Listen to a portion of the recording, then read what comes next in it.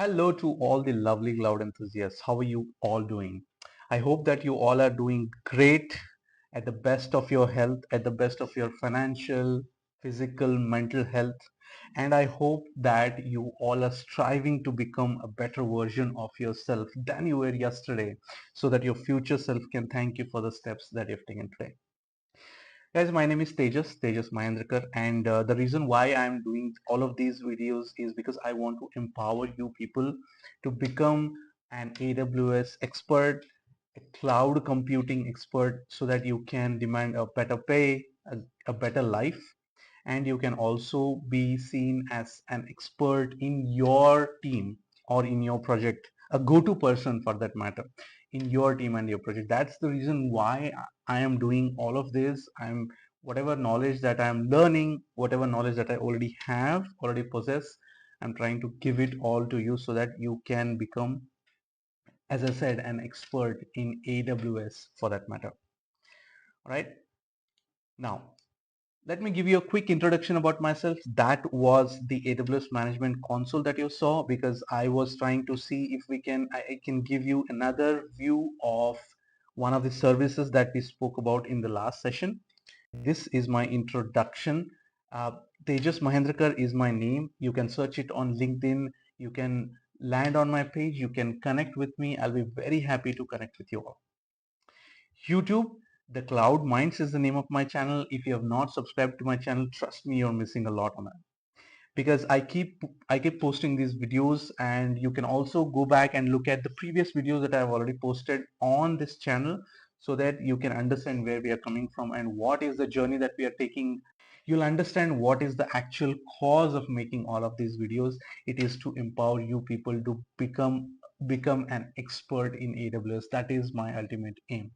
All right. So if you have any doubts, the cloudsimplifier@gmail.com is my email ID. You can anytime send me an email whenever I have some free time. I'll go through those emails and I'll be very happy to respond to you back. All right. So today's topic is a continuation with the previous tutorial. In previous tutorial, we have already seen how we can use script in Glue, AWS Glue. What is Glue actually? How we can use the script. And then we have seen that we have two CSV files. One of the CSV files has a chemical number, chemistry number, and the other CSV file doesn't. And those two CSV files actually have 1,000 rows in each of them, but then there are 200 such unique rows that are present in each of the CSV files. That's the reason why when you match those two CSV files, you'll only get 800 records back because 200 of those records are not matching between those two CSV files. All right. Now, today what we are going to do, we are going to look at something called as a visual ETL within the AWS Glue itself. Why?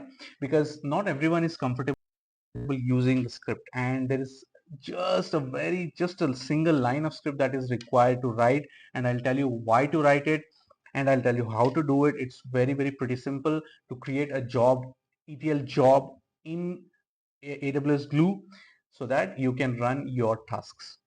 Now, starting with what is AWS Glue. AWS Glue is a fully managed ETL service provided by AWS. It helps you prepare and transform your data for analytics, reporting, and if the data is required for other applications. For example, if you want to update the data or upload the data in one of the databases offerings of AWS, you can very well do it. All right. It is serverless. What does it mean? That you do not have to worry about the underlying infrastructure. You just have to provision an AWS Glue, make your changes, and then you can as well schedule it to run at a particular time, or you can manually trigger it. Once you are done, your data will be ready so that you can use it further downstream for some more processing or analytics purposes for that matter. All right, guys, let's go back to AWS Management Console and look at how do we create a visual ETL so that it is very easy for you to use the AWS Glue. All right. Okay, I am in AWS Management Console. The first screen that you saw when I was performing or doing my introduction, you saw the screen. This is the AWS Management Console screen. All right.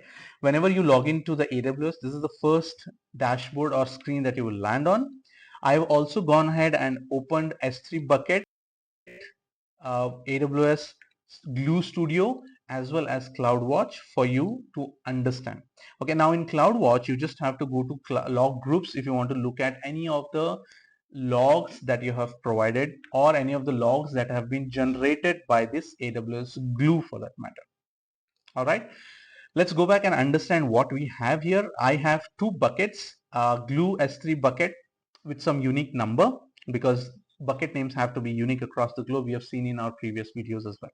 So there's a destination bucket and there's a source bucket. Now what do I have in source bucket? I have two files, like I said, two CSV files, 1000 rows each. Each of the CSV files have 1000 rows in them. All right. And let's go back and understand there's a destination bucket which is empty as of now, and we will populate this using our ETL glue job. Okay, and in the glue, if you see, it's nothing, it's just empty. Let me just refresh it for you. Okay, so if you see, there is nothing here, it's just empty. What we saw in the last previous video was how to create a glue job using a script editor. Now in this video, what we'll see is we'll try to create a visual ETL so that we can, here we can see that how we are able to extract from the S3 bucket so that we can get the CSVs from the S3 bucket as well, and then we can perform some SQL joins within this. We will just put it back in the S3 bucket, or for that matter you can put it anywhere in RDS, for example, or trigger a lambda. You can do any of those things, you can summon any of these services, but for now we're just going to put it back in the S3 bucket. All right, let me just close this. Okay, when you want to create a visual ETL, you need to say source, transform, and target three of the options. Okay, now for source, I know that I have S3 bucket. I have to take two of them because I have two different CSV files. And in the transform, what I'll do is I'll use an SQL query. And then in the target, again, I'm going to go ahead and put the data back in S3 bucket. Okay, so if you see that only this S3 part is joined with the SQL query and the S3 bucket, the other one is not joined, what you need to do is you need to just click on this and then join it here. That's it. So this is the visual ETL part of it. If you want to see the script how it is, okay. Right now the script is not shown, but once I save this job, probably the script will be shown because I have not yet put all the details that are required. Okay, so let's go ahead and start making the changes for each of these components. I'll just give this as test, sorry, test file 1, so that it represents that I'm taking the first of the test files within the S3 bucket. I'll say that the source type is S3 location, and what I'll do is I'll say browse S3, and in the source I'll go ahead and select the first CSV file. All right, and just give me a moment. I'll scroll down and I know that the data format is in CSV. So I'll select the CSV. I'll say the delimiter is comma. There are no escape characters as such. Quote characters will be double, and I need to click on infer schema. Why? This is the automation part that we were discussing about in our previous slide. So when you infer schema, it will try to understand what are the schemas or how the table is. So Glue actually runs something called as a crawler. It runs a crawler to understand what the data structure is, and then it creates the data structure behind so that you can go ahead and query. Okay, that's the first part. Now for the second part, we'll do the same. We'll say test file underscore true.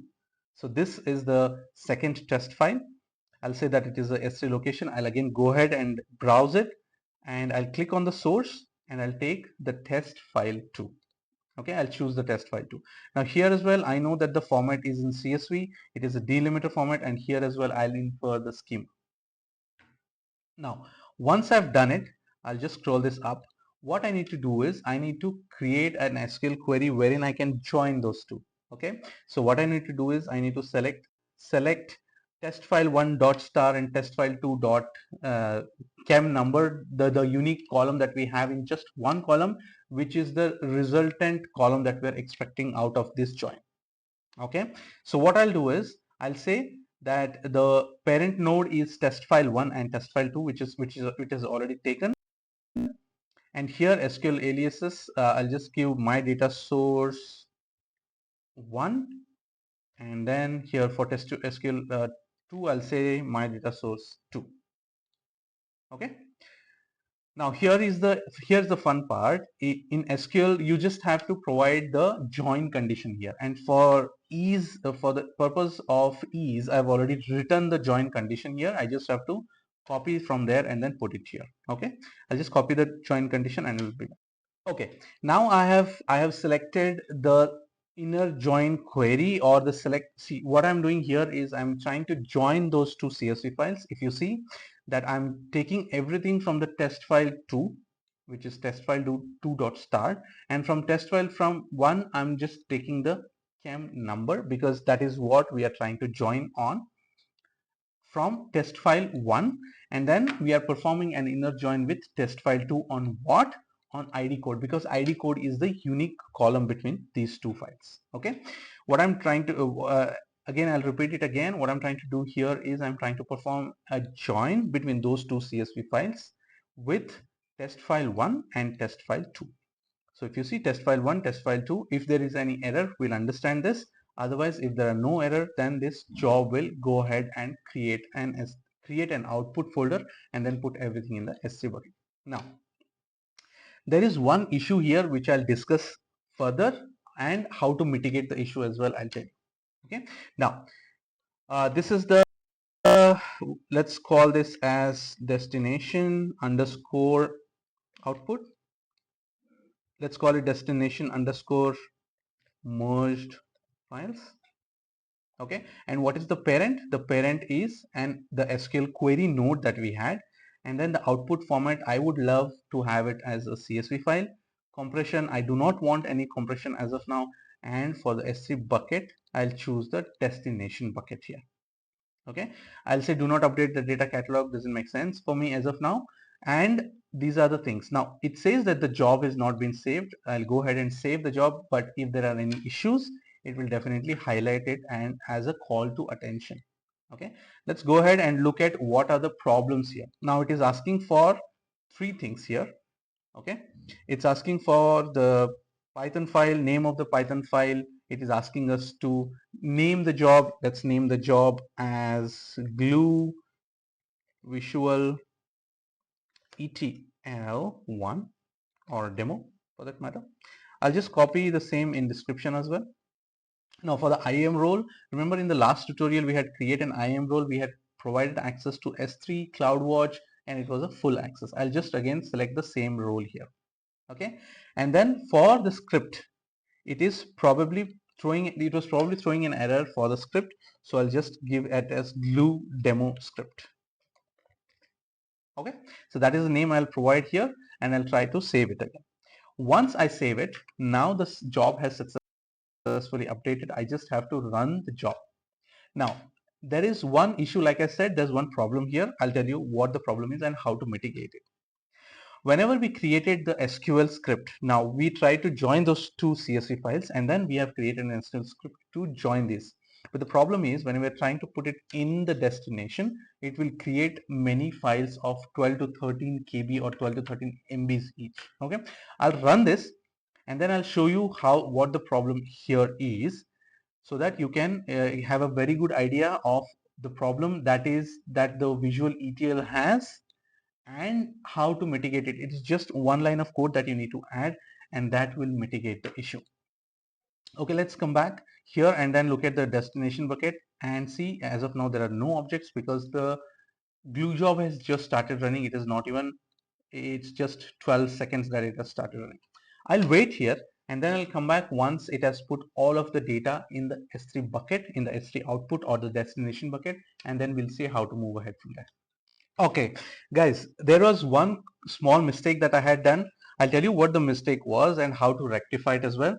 Now, in the SQL query, when I was trying to update this, when I was updating this SQL query part, in the SQL aliases, I had provided my data source 1 and my data source 2. And while using this here, I was using the test file 1 and test file 2. That's the reason why it was failing. And then I could understand that the SQL aliases were wrong. So I have updated the SQL aliases, and now the job is running as of now. If you see, there were two failed attempts, and there was one success attempt which it has succeeded now. And the reason was because here the name that I was using was incorrect. That's the reason why it was failing. Now it has succeeded, and now if you see here in the output folder, let me refresh it. You see that there is an issue here. It is creating 2.5 2.3 kbs of file, and it has created hundreds of files. Okay, so this is one of the reasons why we have to add one line of code in the Visual ETL editor, so that we can get just one file out of it. Okay, now what I'll do is I'll go ahead and I shall delete all of these files because I do not require these files as of now. I'll just create one file. The naming doesn't matter, so you do not have to worry about the renaming part. But let's just go back and then try to close it. Okay, so let's go ahead and run this query. But before I run, there is one small change that I need to do in the script.